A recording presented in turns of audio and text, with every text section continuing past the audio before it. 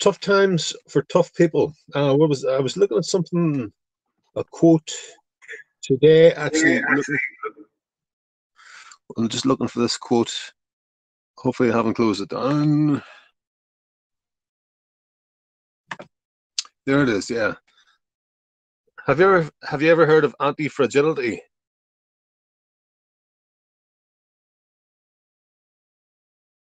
I don't think so. Afternoon, Marcus. Evening. Evening. You frightened me there. Sorry. Could be different time zones. Could be different time zones. Nobody knows where Indeed. I am. No, all right. I'm in the People's Republic of Cork. That's all I'll tell you. But right. Hi, Susan, and there's no one else, just yourself, myself, and Susan. Is that it? Yeah. Okay. So I was just going to read out about anti-fragility. Have you heard of anti-fragility, Marcus? I've heard of the concept. Yeah. I mean, it's just another way. It's another way of saying. It's a more general way of saying what doesn't kill you makes you stronger, which I thought was apt, given the conversation Susan and I were having about getting through stuff. But what doesn't kill you makes you stronger. It doesn't really work well with a system or a community or a social group, but it works. If you say it about an individual person, it works well. Everybody can get it. But so anti-fragility is like a more general term. And here's the quote from the guy who wrote the book. Anti-fragility is beyond resilience or robustness. The resilient resists shocks and stays the same. The anti-fragile gets better. So in the face of shocks or opposition, resilience allows you to survive, but you don't improve. Whereas the property of being anti-fragile or anti-fragility, the opposite of being fragile, allows you to survive the shock, but actually get better, improve, adapt. So I think human beings have got the possibility of anti-fragility.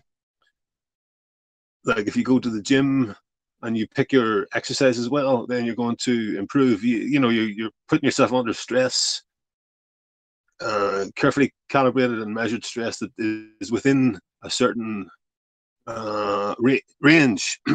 So if we can find experiences, we can't really choose experiences often. It's just thrust upon us.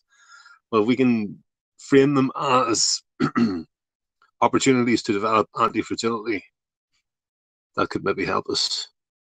But yes, there will be days when you go to the gym and the muscles are screaming out in pain for 2 or 3 days afterwards, and you think this is you go down rather than going back up. It takes a while for the growth doesn't appear linearly. It appears in jumps. So I just thought, Susan, in response to what you said, I'd offer you that little quote. Yes, and I was thinking of it in terms of, we'll say, the different restrictions. Like, I know that the first or second time, or maybe for the first even week or more, that I would have gone without a mask, I felt very guilty inside the shops. Nobody was actually doing anything to me, but it was, I shouldn't be doing this, I should be doing what I'm told. But I mean, that doesn't come up anymore for me, because it becomes like you build up actually an anti-resistance, as it were. Great. So you're up and running now with tell us what activity or solution you'd like to put forward.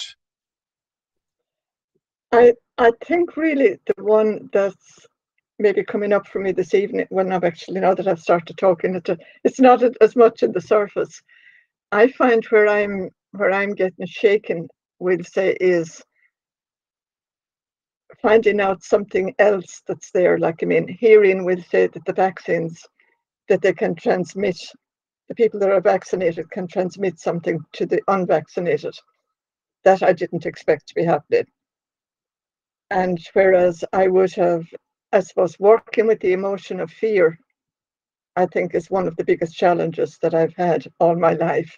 And I have got plenty of opportunities, like watching family taking the backs and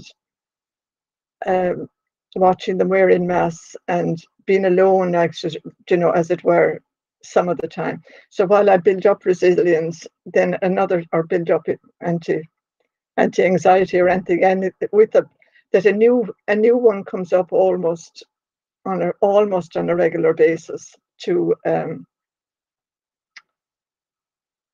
sit with the emotion, see what's there, and work through it, and then build up. You know, be ready for the next one, instead of staying in the pain and staying as a victim.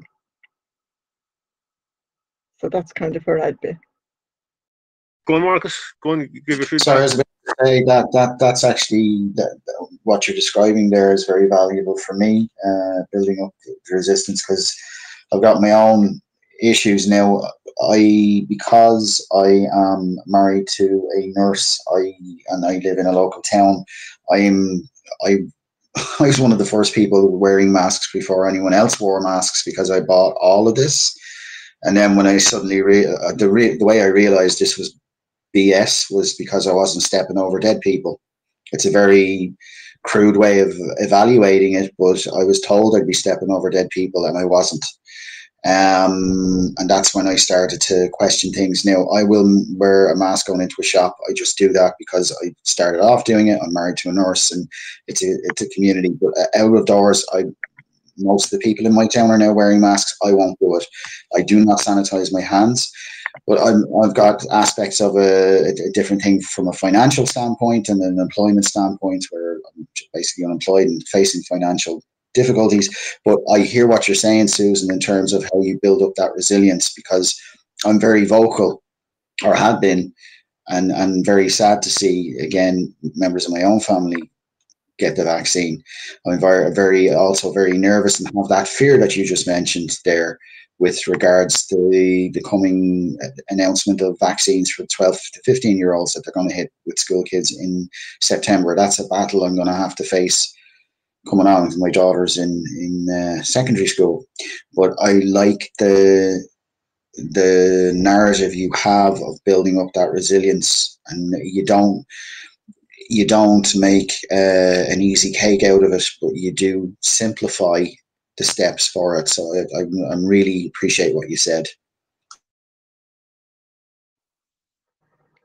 Yes, I even find it difficult watching the teenagers going around wearing masks, and children even worse still. Just, I mean, it's so abusive. I think it's bringing up all the abuse I think that I would have encountered maybe in my own journey.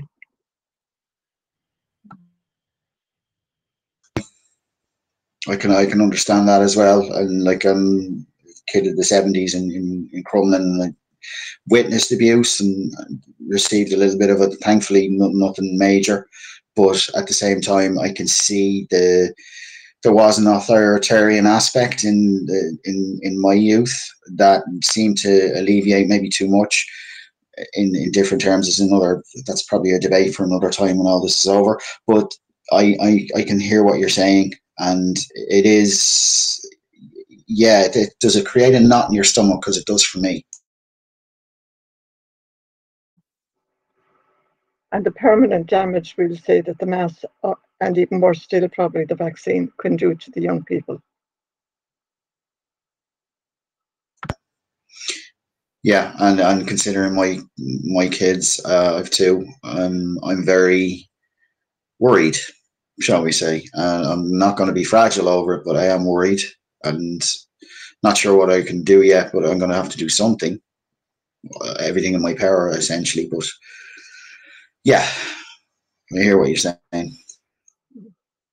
Something that I was listening to today the person speaking would have said that if we raise our own vibration, we have a better chance of being able to communicate with those who were asleep, as it were, or those who don't want to hear. That we have a better chance of hearing from that level. That because I would have got frustrated for not being able to get my point across, or convincing people to change their mind, from a place inside oneself to be able to resist all that needs to be resisted once you make a decision.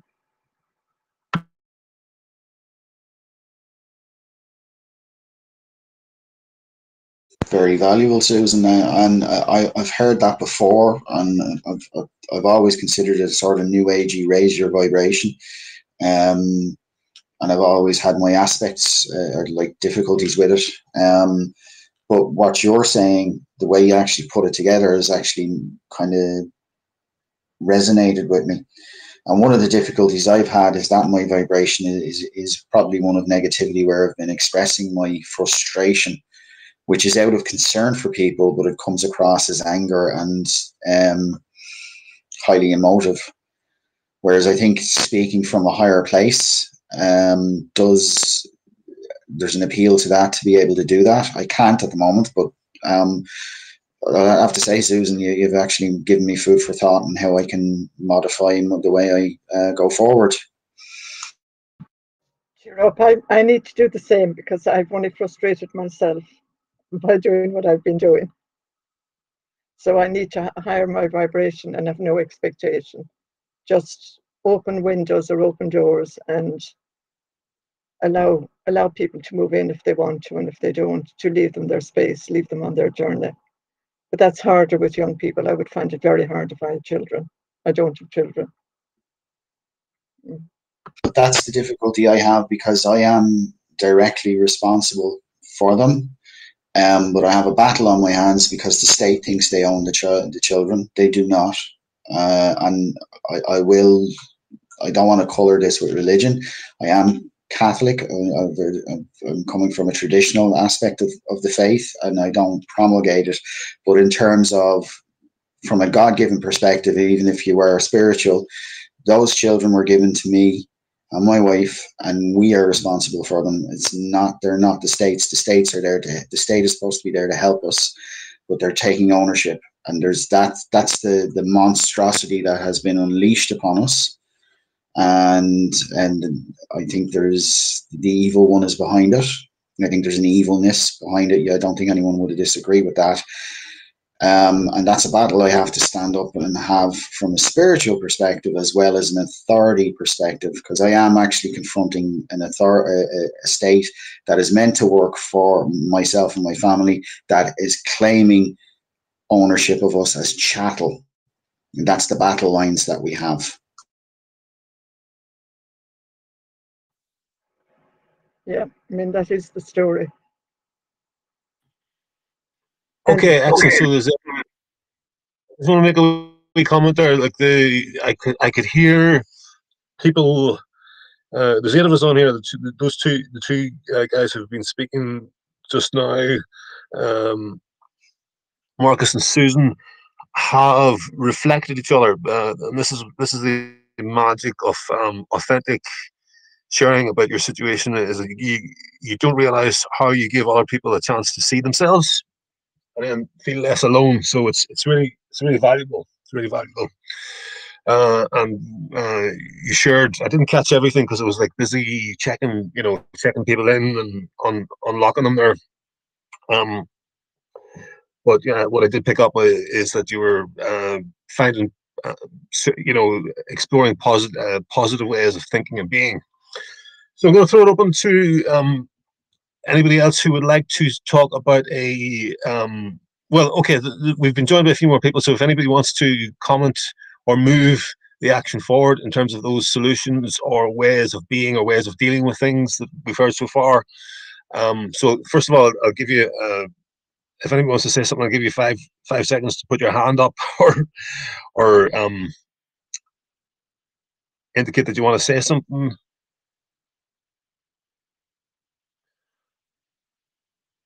Okay, otherwise we'll go on and see if anybody wants to put forward another activity, solution, or plan, whether it's in the small scale or the micro scale or the massive scale. Something you're already doing, something you're planning to do, or something you're proposing for other people to do. But the common word is action. So past tense, present tense, or future tense, but the common word is action.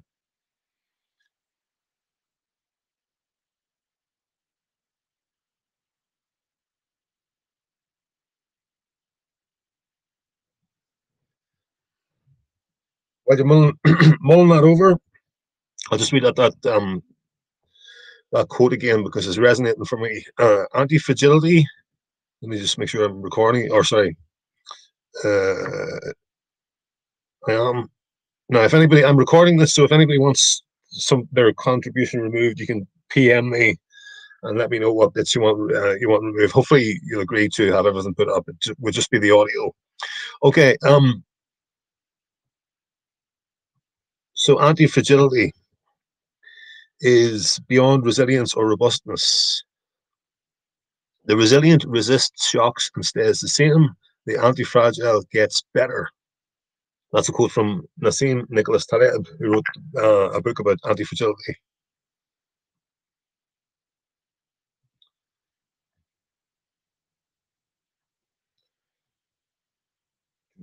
Any comments? Does that spark anything for anybody? Any reaction? It's sort of, anti-fragility is a bit like whatever doesn't kill you makes you stronger, but it's a more general sense.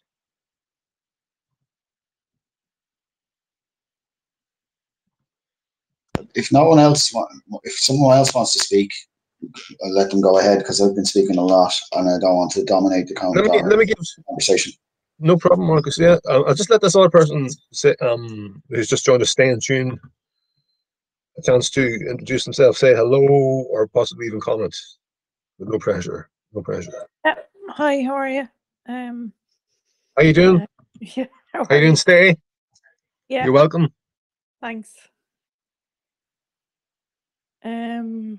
Yeah, I just thought I'd join in. I seen the link on the other page, so that's all. Grand. Did you get a chance to listen to any of the past sessions? No.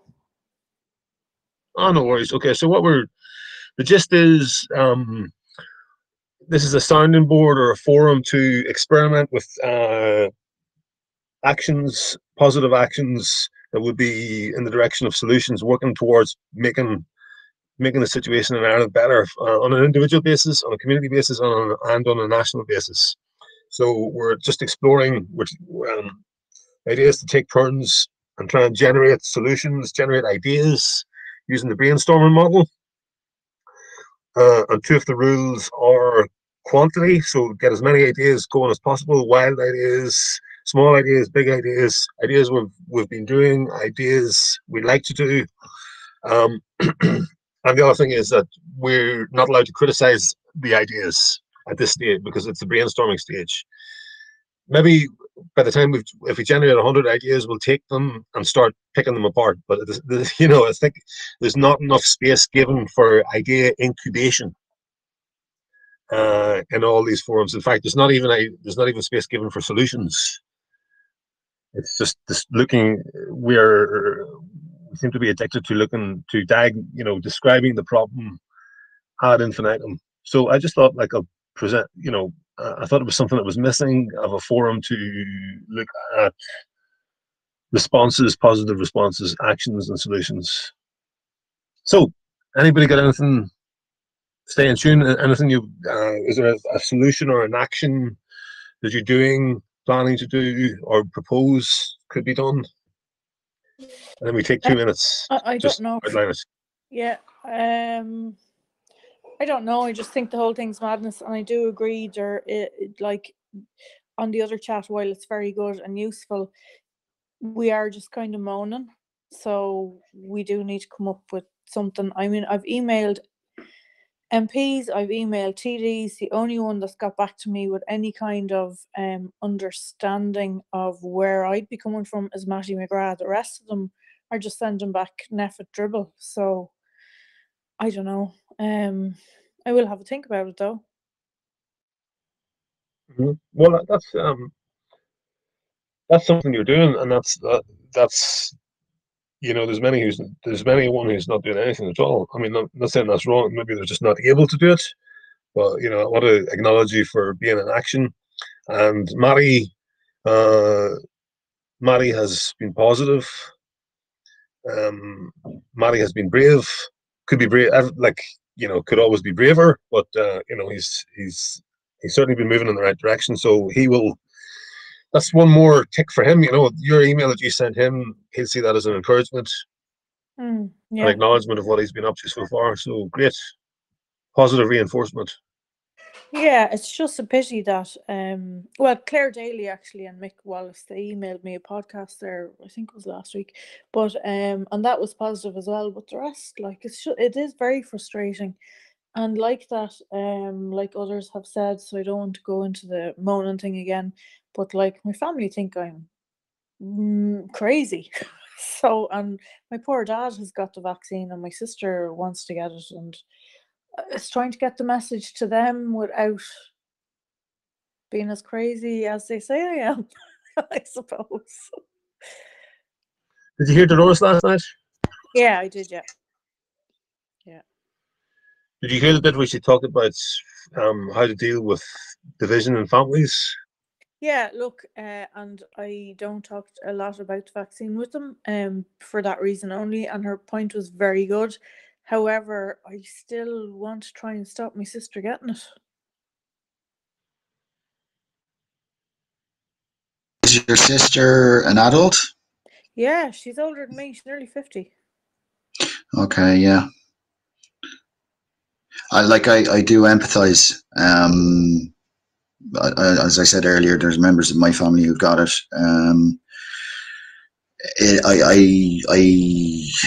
I resonate with your frustration, but I do think that what's brought up here by Conor is very valuable in terms of the anti-fragility. I think one of the things I'm actually trying to get my words together. One of the things I feel is that things are going to get worse before they get better.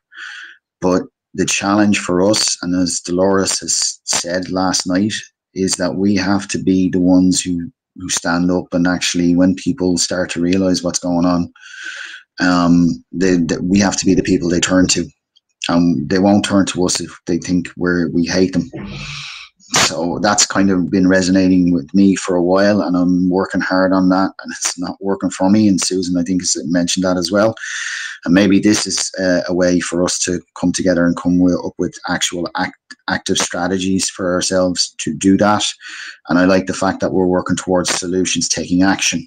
And I think that's important for me. And I don't want to say anything further. I want to give opportunities for other people.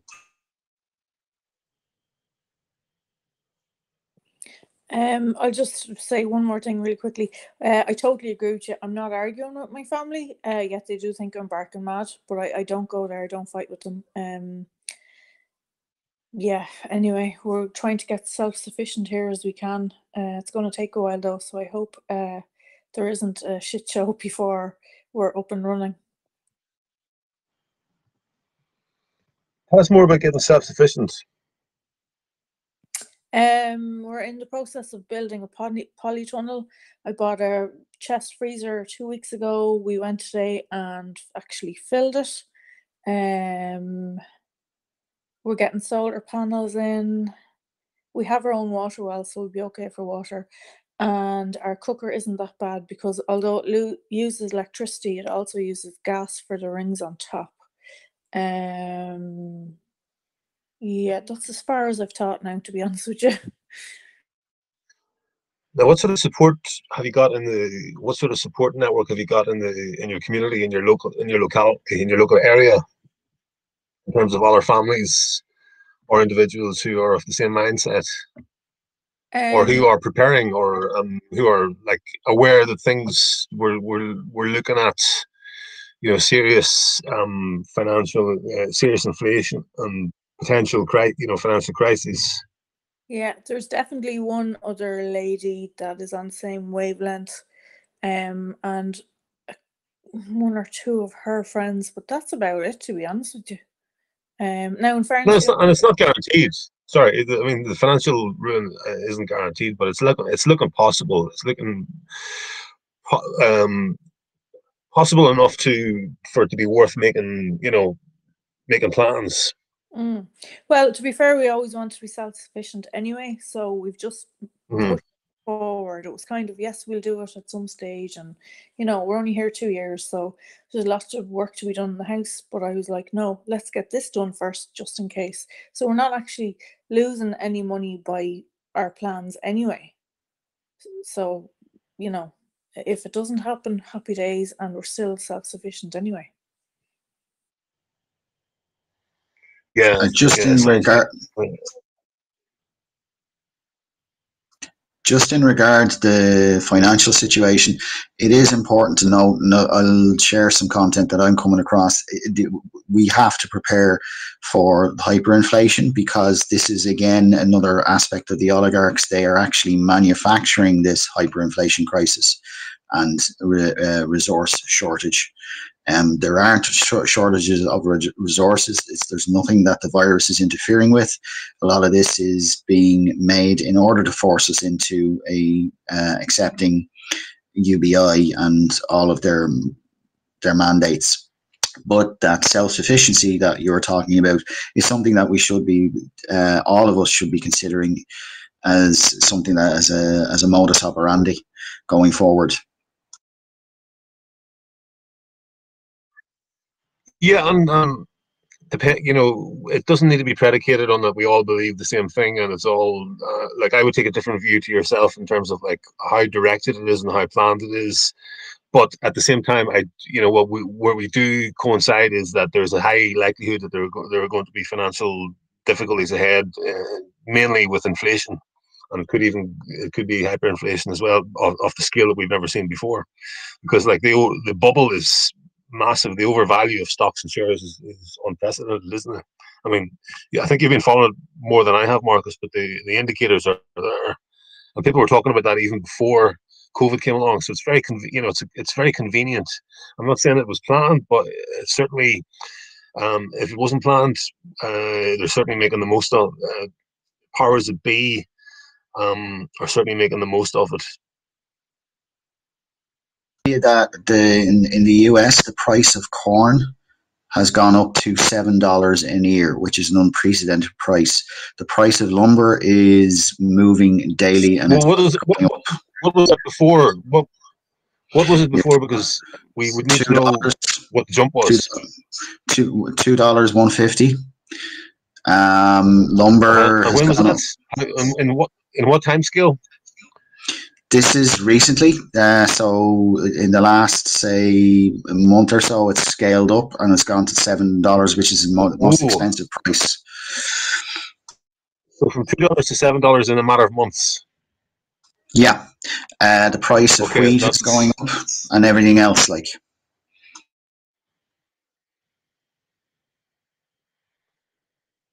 Good. Well, it's not good, but it's good to get it clear, because if you're talking to a skeptic, we need to be saying like a price is rising from X to Y within a certain time period, and that's why it's significant, because it's 3.5 times. That's in this example, for example, it's 3.5 times, and it's 3.5 times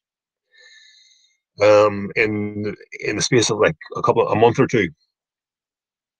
I can also tell you, like, I know an engineer who was scoping out building a data center for one of the corporations, and his lumber pricing for building out a room for where the data center will be managed, you had to have a specific amount of lumber in there for beams, and it's actually cheap enough wood, but the price went up by 16% in a week.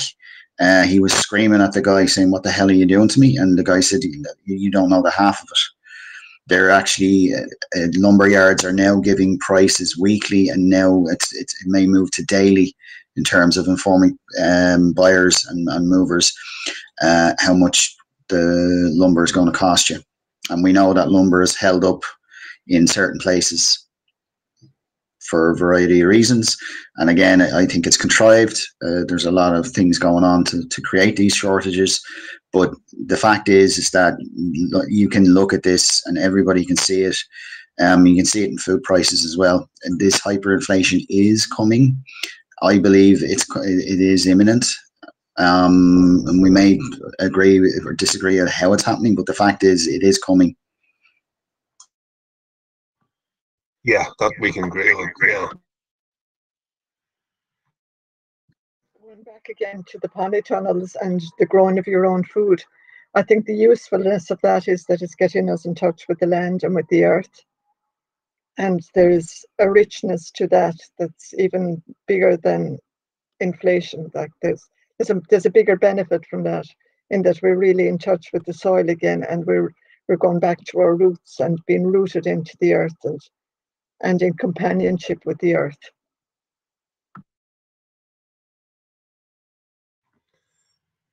Yeah, I'll take that idea and run with it and add to it. And my experience last year growing some spuds for the first time in decades. Well, actually, I'd never really grown anything. My father had grown vegetables at home, and I'd gone around neighbours when I was a youngster, helping them with the old mehel idea, helping out with picking spuds, just for free, as you do it for. I did it for one neighbour in particular, and then I did it for another local businessman.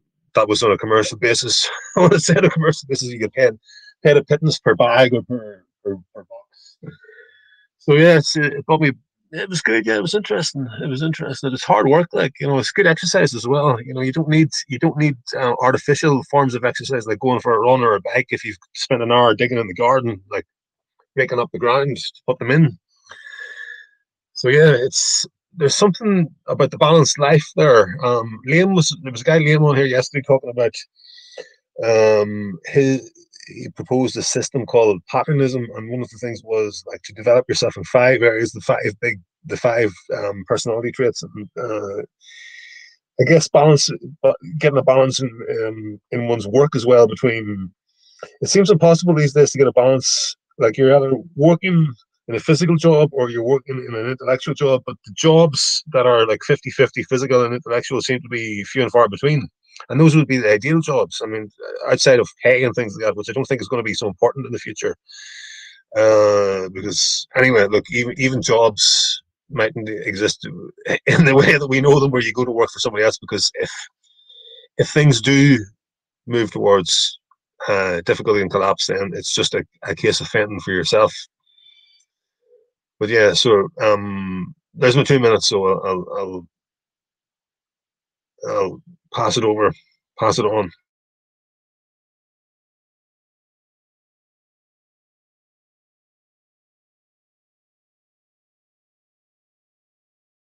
If there is Stay in Tune or anybody else who's on this chat, if they have information on polytunnels, that's something I'm looking into or want to do.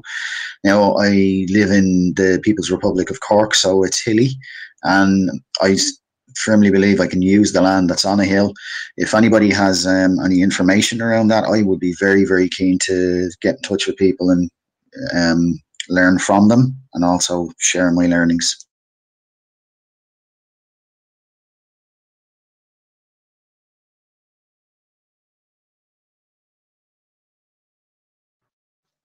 I got a cheap one about maybe 4 years ago, and it's beginning to fall apart.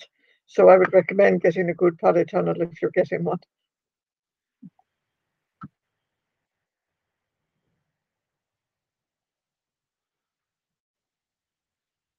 Great stuff. Do people know Marcus? I think are you in the off-grid group? Telegram group?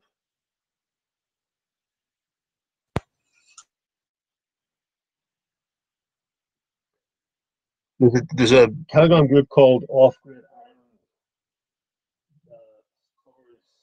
Ireland. You sound far away there. Living. Sorry? You were sounding far away there. You're better. Yeah, it's better now. Okay, sorry.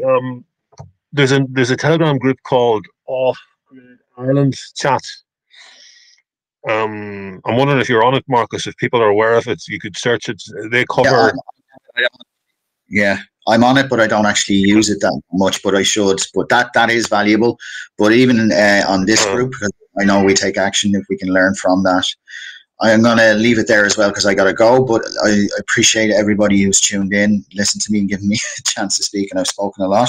But I really am, I like the fact that we're moving forward on these things. I've only joined 2, but Conor, kudos to you for doing this, and I hope it continues. My pleasure, my pleasure. Thanks, Marcus. Appreciate you being here. Good man. Thanks. Slán out. Take it easy. Mind yourselves. Yeah, so throw the floor over to anybody else who wants to come in, make a comment on anything that they've heard so far, to move the idea forward, relate to it and how it's impacted you in a positive sense, acknowledge it, or talk about some activity, plan, or solution that you'd like to put forward.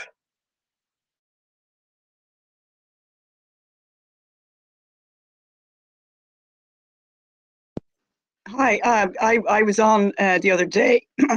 Sorry, and I'm unfortunately I missed yesterday. I was on listening to another program, but definitely I have been advocating, growing your own food and relearning skills.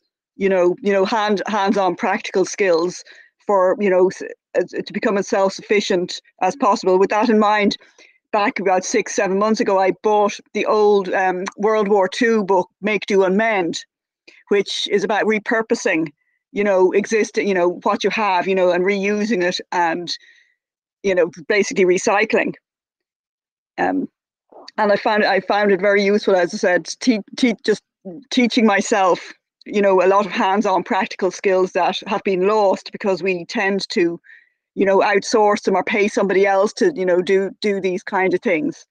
And definitely we're going to hit a time when we have to actually do our own repairs, our own mending, our own fixing, our own food growing. I mean, as despite the fact it's a lovely, bright, sunny day out there and everything looks, sounds nice and everything like that, the reality is, as you've been saying, we are going to hit, the proverbial fan coming into autumn, winter, and it's despite what a lot of people might think it's by accident. No, this is if you've been sitting back looking, this is the plan, is to just collapse everything. If we were really talking about a virus, with everybody knows this state and the evidence is out there, this is a virus that hits less than 1% of people who actually contract it. So therefore, all of these lockdowns, all of these social distancing, everything that's happened, particularly with businesses, has been to really run through everybody's savings and, put everybody, all the sort of middle income, lower income people back on the dependence side of the state. So hence, the sooner we can pull our socks up, get out there, as you're saying, get the polytunnels, get the growing the food again, because you can believe the supply chains that bring in the winter foods that we rely on, they're probably going to be gone. Yeah, and even if they decide, even if they take the temperature of the country and decide to, let us back to the new normal, inverted commas, look, the effects of globalization, it's not as if COVID is the only trick they have. Specialization of countries, removal of food production from countries, the movement of people out of Agenda 21, movement of people out of the rural areas into the smart cities. These are these are the effects we're going to see. We need to start working together and making ourselves more self-sufficient, so we can weather these multiple storms that could be on the way, that are likely to be on the way in the short term, medium term, and long term. So it could be. One thing I'm worried about is that we get over the hump of COVID and things are back to, inverted commas, the new normal, and for a lot of people it will seem like the old normal, because they won't be sensitive enough to recognize the difference. But we can't sit back and think, oh, okay, that's over, because there is a trend. There is a trend to centralization. It's centralization versus local, decentralization. And decentralization, it suits people, suits human beings, and centralization suits the elite and suits the elites. And this trend is going to continue unless we resist it. So we need, how we're going to resist it is working together and forming networks and not being the atomized individuals. So whether it's medium, we just need to be careful that things might get back to normal, and the new normal, or some sort of like imitation facsimile of normal, and people think, oh, that the pressure is off, but it's a medium to long term thing as well. You need to be thinking and working together. Yeah, So I completely agree. People will be lulled into, it's summer again, everything's more relaxed. People are out, enjoying themselves, shopping, going to the pub or whatever. But the reality is it is essentially going to be the calm before the storm.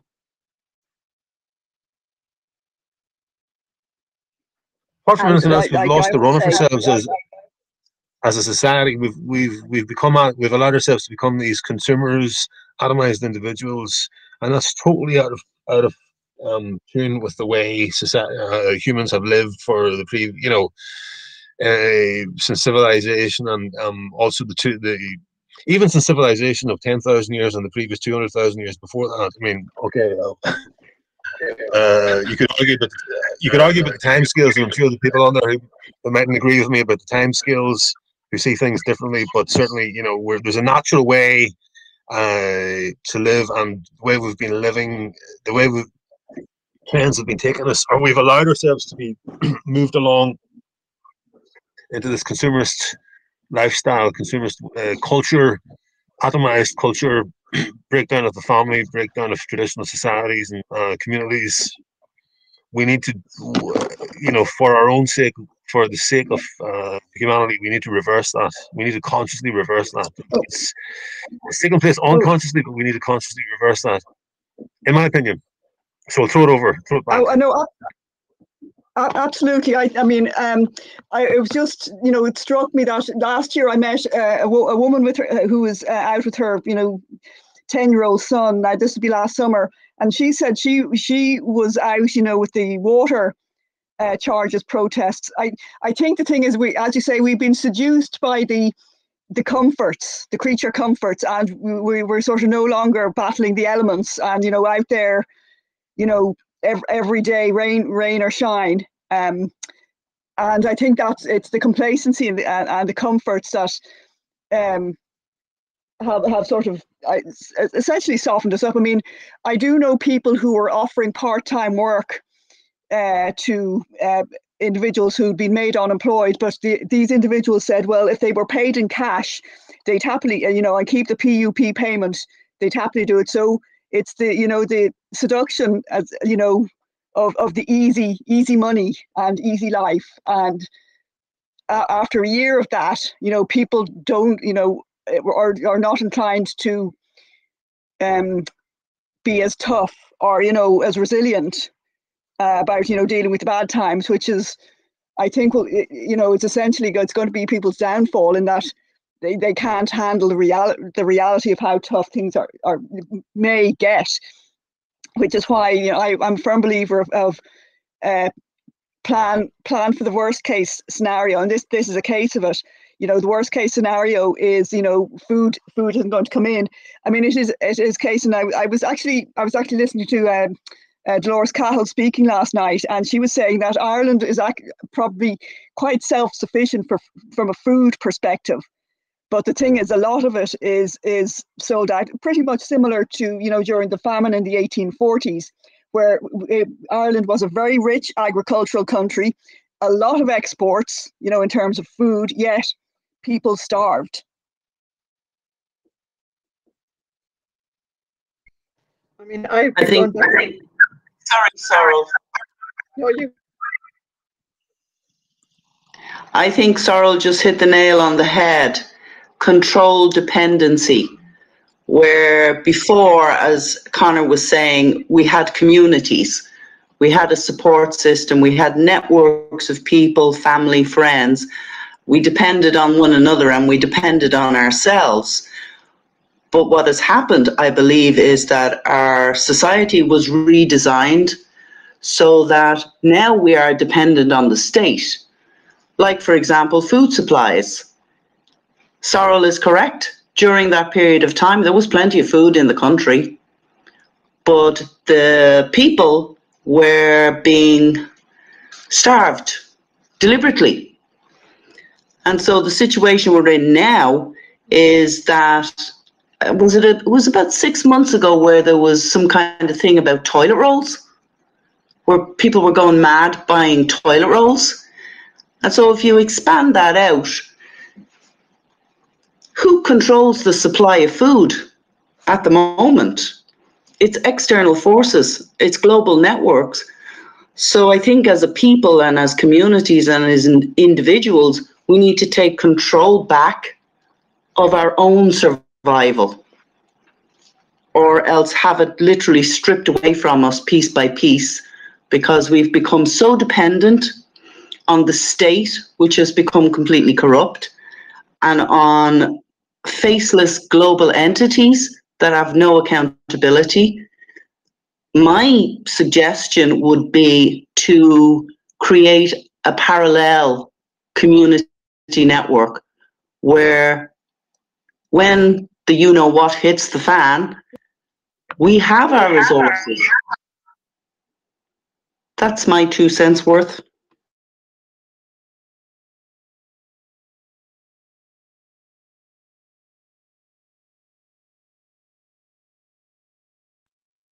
I'd agree with you. Like, I mean, it's, and I suppose I'm brought back, I happen to be of an age where I remember mixed farming in Ireland. And like, we were quite self-sufficient. Like, we had corn, we had oats, we had pigs, we had hens, we had the spuds, and we had vegetables. I mean, right, it was very simple living, but you had sufficient there to be able to make your own porridge. You had wheat to make your own flour. And they were all, I mean, the method of grinding them and was all local as well. So like, you could actually do it. Whereas now it's all individual, like there's either dairy, it's all specialized farming as well. So it's harder to kind of, they could even stop supply within Ireland.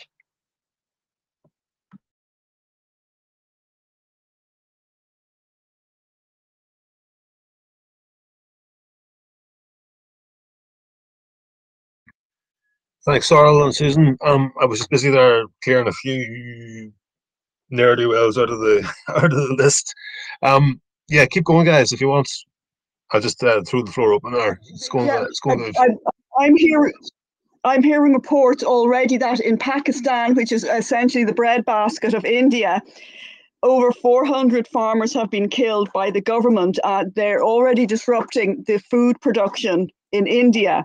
So, this kind of disruption, and who has made himself the biggest landowner in America, and you can bet he's not going to plant crops for the people, or he's going to use food as a control mechanism. So that is the next danger, is food will be used for control of populations, and pretty much a desperate population will do anything to feed the family. And I mean anything. So it's a case of, line up, hold out your arm if you want some food. I absolutely agree with you, Sorrel. There's something you've just reminded me of. I read a few weeks ago about that. What was it to do with? It was to do with seeds. And that person who shall not be named, he who must not be named, like Voldemort and the kids thing, has been buying up all the seed production companies. So I would suggest that one of the actions that people should start taking now is to stock up on seeds. Obviously, organic seeds. The good place in Leitrim does that, the Organic Centre. Like you said. Yeah, and I know in the European Union is actually making it illegal for farmers to source their own seeds. and this is something that Eastern European farmers who are very vigilant about this kind of thing, is they've been obviously objecting, because if you're a farmer, and I just like to say I'm not a farmer, but if you're a farmer and you keep your your seed potatoes for your spuds, or you trade with the farmer next door for seed crops, there is movement within the EU to make that illegal and actually control where you can go and buy your seed for food production. So it's quite sinister in that, if as you say, I'm a farmer and I want to do a bit of mixed farming, and I want to trade with you next door. I have some pigs and you have some sheep, and you grow one kind of crop, and I grow another kind of crop. That, I mean, for me, that's that's the kind of community work interaction that I would be looking for. Not I want the almonds from over across the world, or the avocados, or all the what I would deem luxury foods that we've become very used to. In our likewise food out of season. I mean, I've always been an advocate of everything in season and as local as possible to obviously to reduce transport. But we've all, as I said, we've all become very complacent and comfortable, and we can have our avocados, and our almonds and and strawberries in the middle of winter, and without a second thought about where it's coming from, or how it's getting there. So again, we're going to have to toughen up and realize there are going to be lean months, and there are going to be months of plenty. As you would. And when we have plenty of food, we have to, consider storage. And that's something that I'm actually looking into at the moment, is, preserving different kinds of food, particularly food rich in, the vitamins and minerals and things like that you need during winter. So how do you, preserve and store that kind of food to ensure that you have adequate, as we all know, vitamin D, vitamin C are in short supply, or very necessary in the winter months. So how do you preserve the food rich in those components that you will, come the winter, and you want to just build yourself up from a health perspective, that you have access to them through preserved food. And the other one to consider as well is actually to let, we'll say, a turnip go into seed, or let a carrot go into seed, and collect those seeds, because the seeds that you collect from those plants are actually very adaptable to the area that they were actually grown in originally, and they improve over the years if we collect them. So they tell me anyway. I haven't been doing it. That actually brings up... Sorry, Sorrel, go ahead. No, sorry, you go ahead. You triggered something again in me. I've been collecting jars for months now. My problem is I don't know how to preserve. I mean, I don't have that skill. And it sort of occurred to me that there would be a need for us to develop a network of sort of skills workshops. I don't know how to do the preserving. I've got literally hundreds of jars. I don't know what to put in them, or I don't know how to do it. I mean, I've bought cookbooks, but I'm looking at them and going, I wish somebody would just show me how to do it. So perhaps, Conor, a network of people with those kinds of skills, when we are allowed to actually act like human beings and see one another face to face, where if somebody knows how to do this thing, please show me how to do it. Knitting as well. I would like to learn how to knit. Oh. But I was just going to stop you there. When you said when we're allowed, the only people that are stopping us from doing everything are ourselves. If we all said, tomorrow decided we're not going to comply, all of this would be over. It's because people are so compliant the whole time that, it's continuing. You're right. I misspoke. You're absolutely 100% right. And I hang my head in shame. My father would be so disappointed in me. But like that, I mean, I was very lucky in that my late grandmother insisted that myself and all her granddaughters learned how to knit and crochet and sew and things like that. So that's what I've been doing of the cold winter evenings, you know, the last few months, is I've been, you know, relearning these skills, and I've been, you know, producing, you know, X number of things that are, you know, designed, you know, to keep people warm during the winter.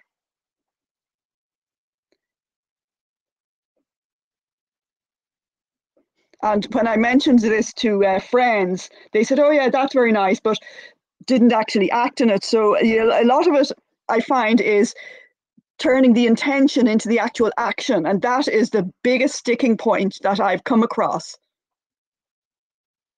with a lot of people.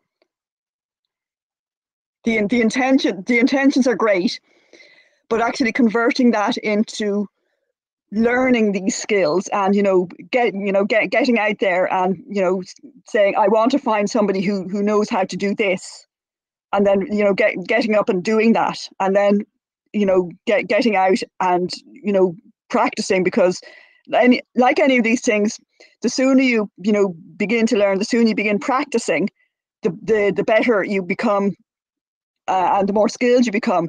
So it's the conversion of the intention into the action that is the biggest sticking point.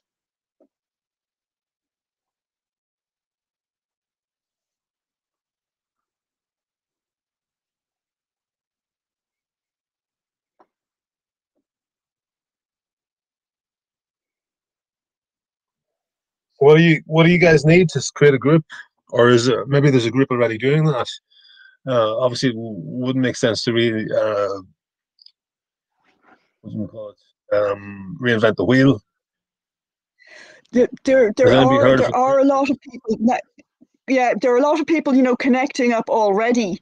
But as I said, it's people have got into the habit of not going out in the evening at all, and that, you know, I will admit, other than, you know, me going out for a walk, doing my white rose thing, the actual, you know, going over to somebody's house, the habit has been broken, and it's re-establishing that habit, particularly if it means traveling a bit of distance, because a lot of people say, sure, I might be stopped by the Gardaí, but the bottom line is, certainly it's been my experience, the Gardaí are out a lot less on the road stopping people than you would think.